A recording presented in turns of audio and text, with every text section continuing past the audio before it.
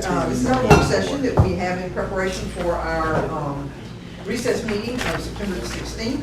So we'll call the work session to order, and Mr. Kim has programming that he wishes to do, which is really good. He's going to share it with Stacy Parvin of the Community Foundation on the Power of Change program, which I think is great. Did you bring handouts? I did bring handouts. You did? Yes, All right, ma'am. cool. Sure. I'm wearing my utility shirt in honor of your presentation. Well, thank you, Mayor. We are really excited about this new partnership. It's really not a new partnership. It's kind of maybe a rebranded partnership, if you will. And the mayor's already filled one out, so turned it in. So you did remember to turn it in. I did. And we have others for the community. But what we wanted to talk a little bit about, two main things we wanted to talk about today is Power of Change, and that's our partnership with the Starkville Community Foundation, as well as the Energy Right program and some of the energy workshops that we have upcoming and some of the work that's been done related to that. So I first have with me Miss Stacy Parvin with the Starkville Community Foundation. Just a little bit about Power of Change. If y'all remember the old software system had a warm neighbor program where you could contribute a certain amount. It was basically a set amount per month. It went to Helping Hands at that time. Helping Hands in the past, you know a little bit more about it. It kind of went to this phase where it was non-active for a while, but now it's back active under the Starkville Community Foundation umbrella.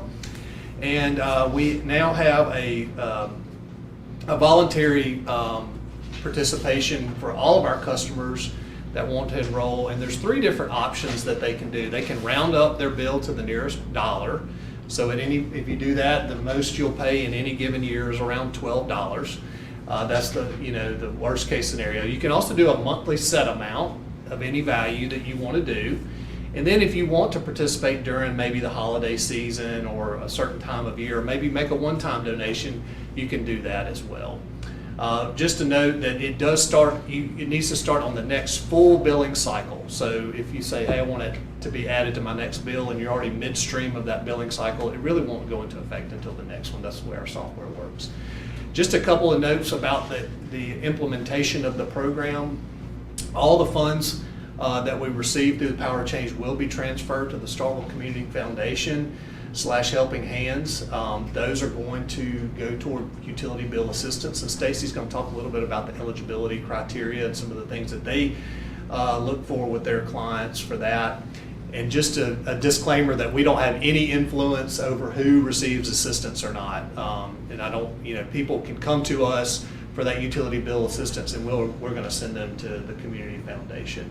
You can sign up using the paper form and bring it by our office. We have these available at the lobby. You can also do it online by going to our website and finding it there as shown. But now I'm going to turn it over to Stacy to talk a little bit about the Starkville Community Foundation, and then also some of the things that they're planning on doing with the funding. Oh, let me also mention, there is a residual amount left in the Warm Neighbors account, about $5,600.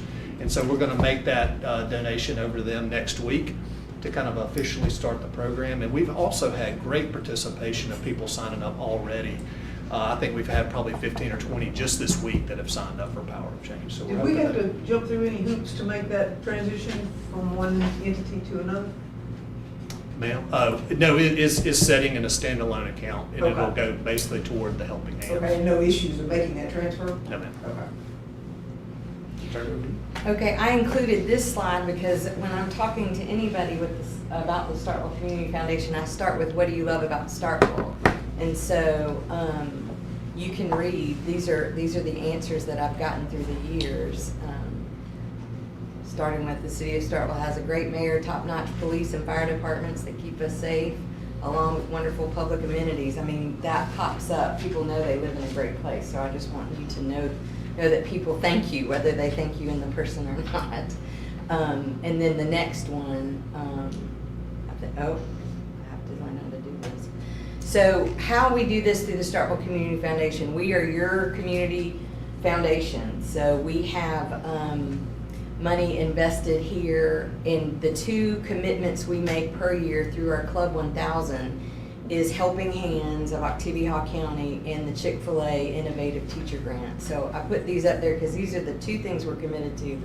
all economic development is based on a good public school, and we have a great one. I'm not sure if it's public yet, but we just got an A rating for the whole thing, so I might be jumping an IHL loop, my apologies, but I think it's out there.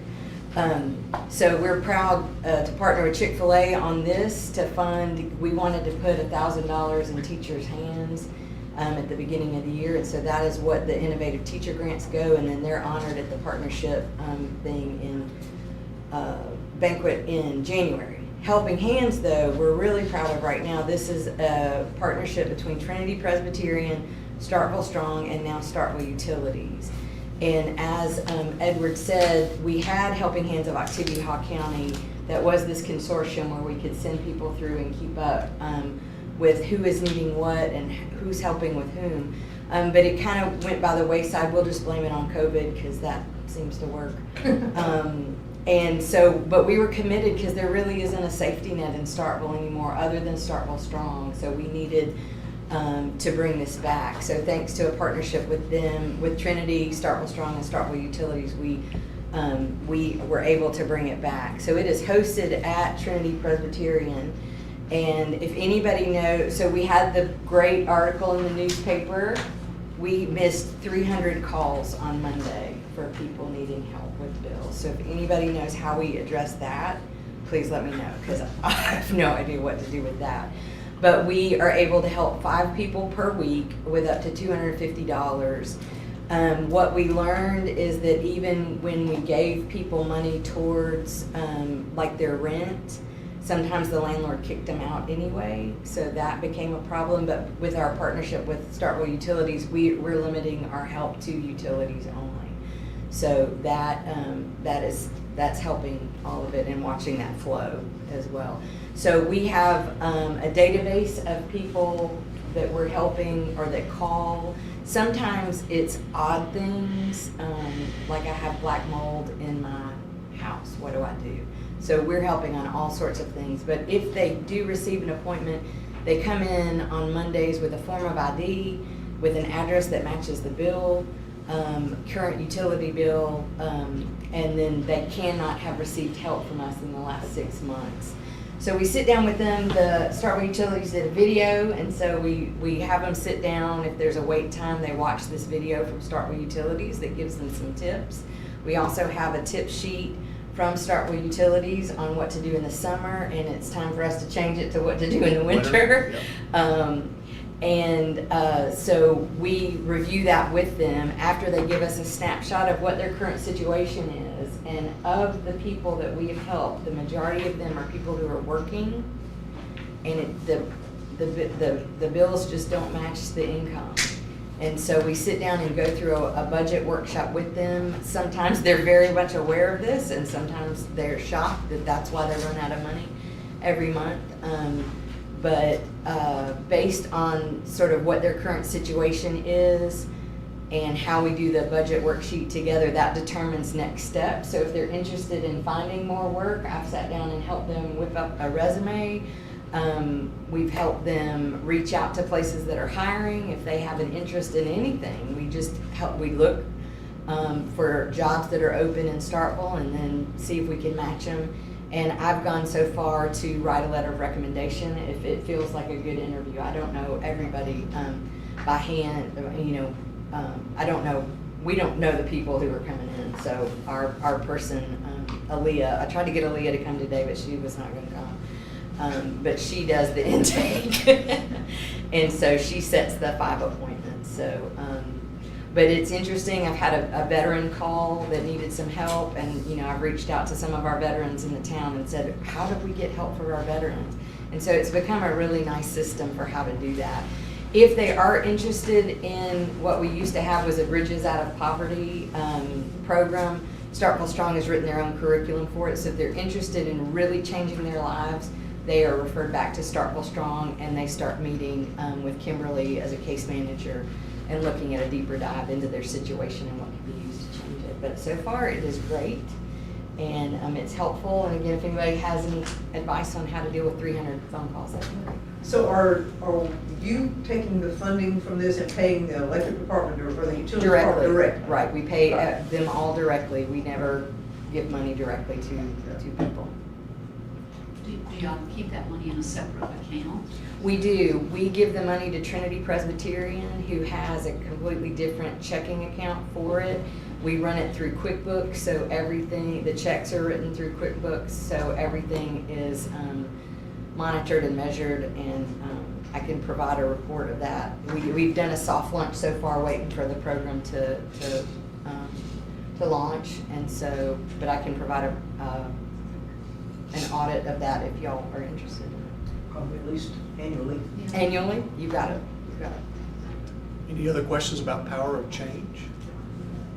Well, thank you. And this is a good segue into energy workshops, because they have Right. been, the energy workshops is kind of, again, just from an awareness standpoint and from a education standpoint, I think it's a lot of valuable information as you're trying to help people manage their utility bills in whatever way that they want to or can.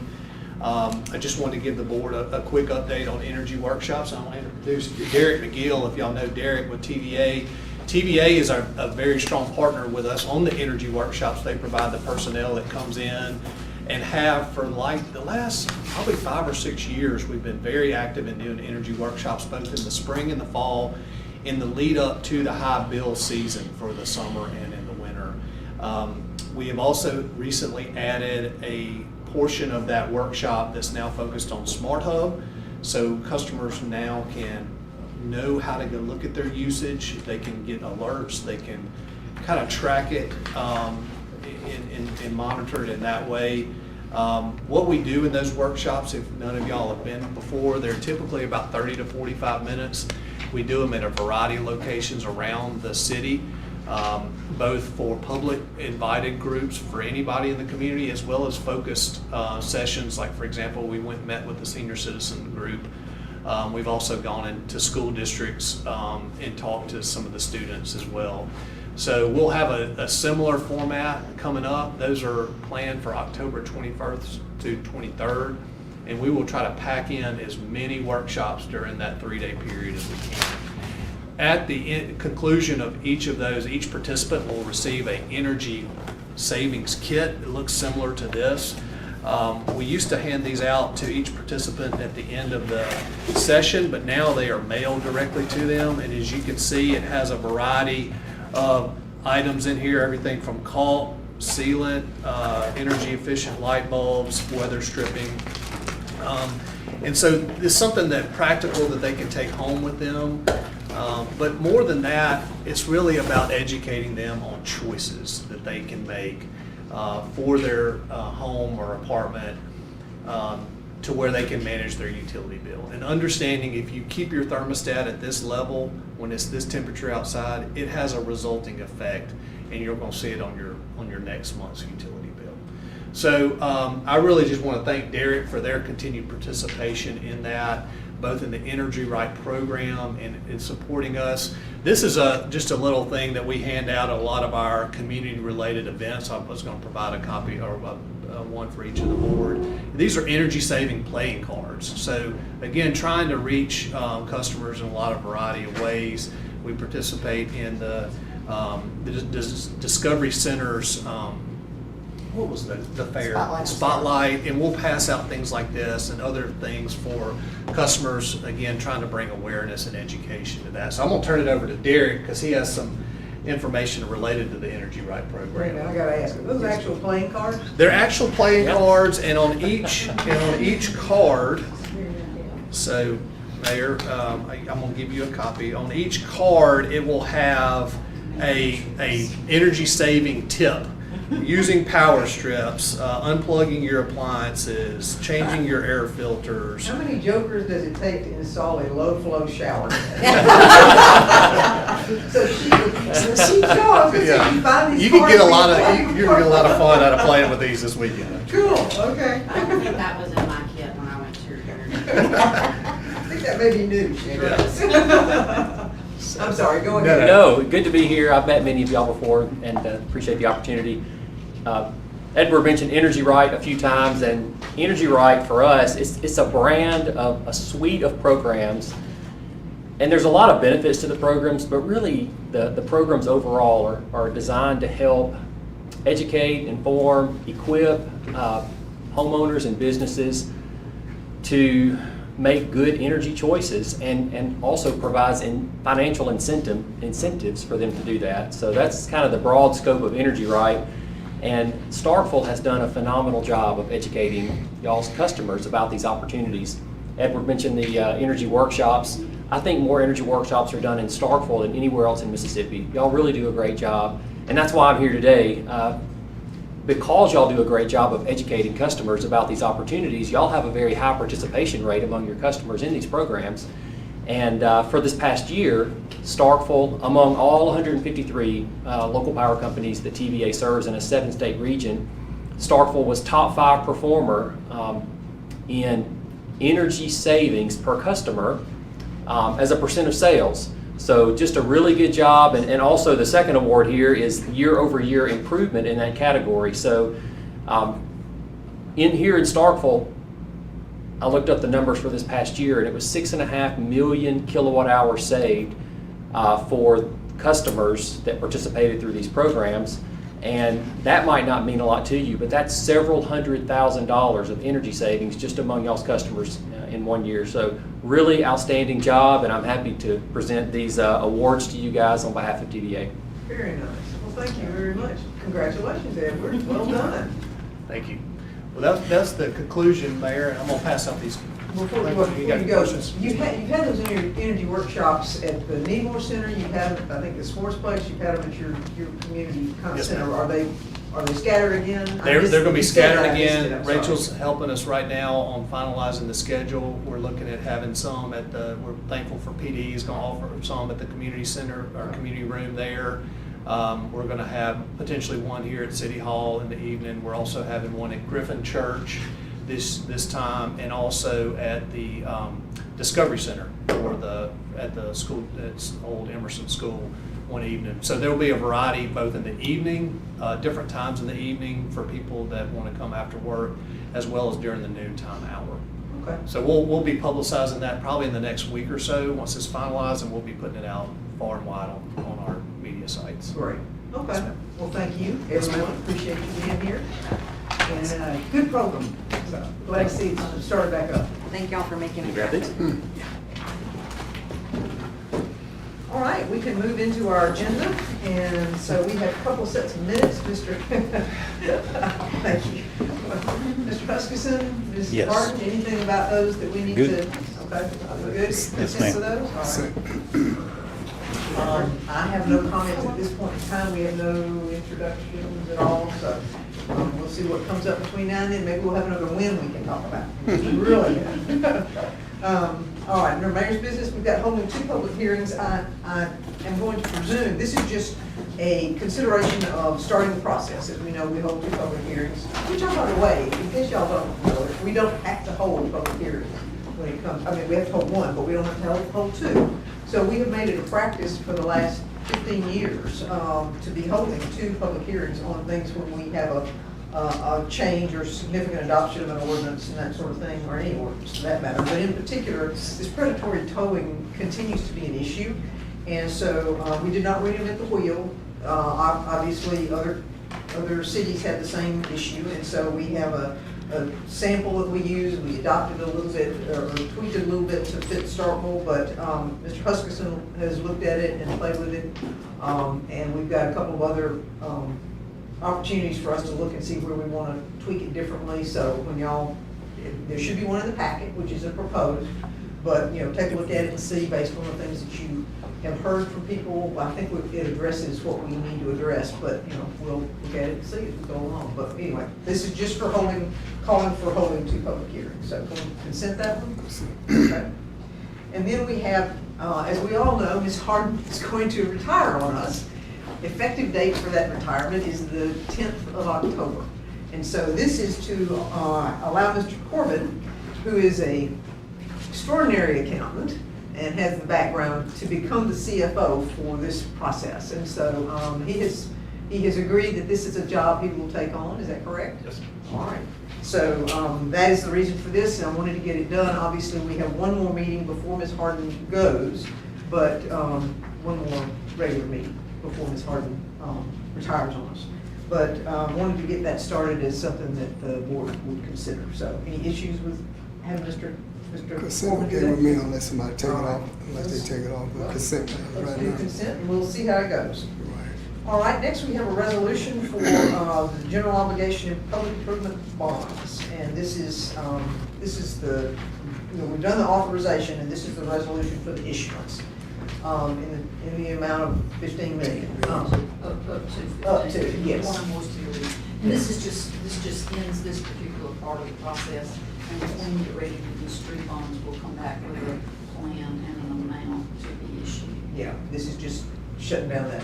Consent. Okay, all right, that's it for that one. Community development, Mr. Havlin, we've got 2 advisory board members that wish to be reappointed, is that correct? Yes, they served like 2 terms each. Okay. Highly qualified. Okay, and they're willing? Yes. Do you still have a vacancy on that board? Yeah, there's been a vacancy on that board for about 2 years now. Okay, so if anybody knows of anybody else who wants to It's serve? not done by award, it's just somebody that's Right. experience related to that field. Right, okay, well, maybe we'll get the word out there. Consent for those 2? Consent. Okay, and then on engineering, Mr. Burnett, where are you? Oh, okay, all right, Mr. Williams, you want to address the Burns Dirt increase for the So project? the supplement agreement number 2 is for the pedestrian lights. The original contract has them at 12 foot tall. The standard we have is 14. So there's a little bit of a change for there. So it meets the same standard as our other ones. So if something gets hit, knocked over, we can replace it and it'll match those. Okay. The other piece of this change order is monumenting our right of way. So what this does, will put a brass disc or pin at our corner of our right of way at every parcel line. Historically, that y'all know about, there's been a lot of right of way encroachment over time. So this will help us kind of delineate that right of way and keep up with it as we go through, as things redevelop and everything along those lines, it's kind of setting where we're at. Okay, all right. I just have a question for Yes, that. ma'am. Chris, I'm sure it's correct, but it's got the 14 foot as being cheaper than the 12 foot, is that right? Just- So what it was is the one we actually spec'd originally was fancier. Okay. We grabbed the wrong one, so it's taller, but it's less fancy with some of the finials and different things on it. It's, the model numbers, if you look down there, are about 20 different codes, and we just grabbed the wrong code on it. It keeps us consistent though. It's consistent. Okay, all right, consent for that one? Consent. Okay.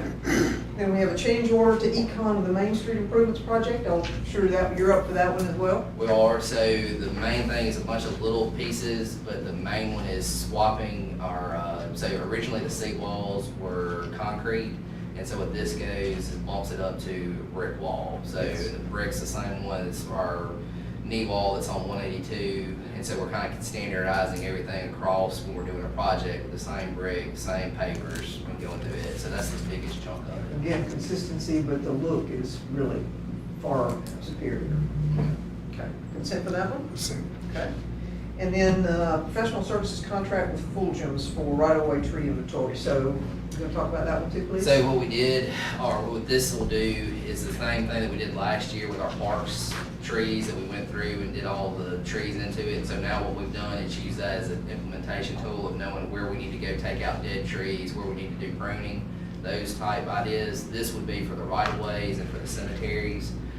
So it won't get us the whole city, it gets you about 1,200 trees, is what it'll get on it. So we'll kind of figure out where we start, and then as the years go on, we'll see how far this one get us, and then hopefully next year we can see how, kind of continue on to it till we get everything treated as an asset. Okay. Go ahead. And I'd just like to say, I think that's been a very successful program there at McKee, which had a lot of mature trees, some that were not in particularly good shape, and the park is looking better, the trees are even looking better. And so what we've done is a tiered approach for that example is we went in and removed everything that was a hazard or a dangerous as far as the tree goes.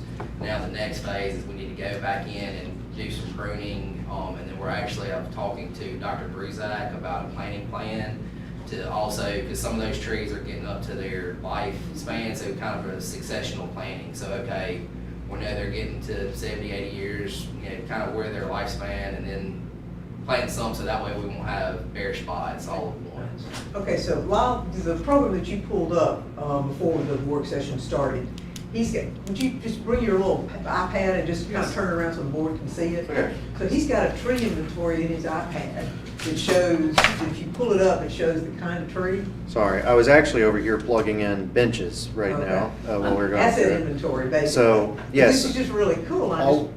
Yes, all the surveys we've done. Yes. I'm pulling the information in, including all of what they have, so it's gonna be hard for y'all to see, but essentially. wanted to get an yeah, idea of what we we- have all the streets and the trees in the side of the parks are individually indicated on there, and essentially we can track whatever history has gone on with them. He can highlight a section of trees, tie work orders, contracts, anything. So you could literally track how much per tree you're spending in 20 years, or you could locate a tree that maybe you've spent too much money on. You're like, we don't need to keep treating this tree. We've done it 30 times, and new tree. Yeah. So at some point, I want us to have a work session on that particular asset inventory piece, because I think that is just way cool. Thank you. Yes. Thank you, sorry. All right, so back to the issue. Consent for the professional services? Consent. Okay, thank you. So we skip the claims docket, financials, anything about the financials as far as that we need to be thinking about? Okay, consent for that one? Consent. Okay. HR, no, these are all positions that are being filled, right? They're not, no new positions. That's one that I'll speak to, and that's the item number 4. It's Okay. a part-time intern to help support the building manager. Okay, No benefits. if it's an intern? It's an intern. Yeah, okay, all right. Consent for those? Consent.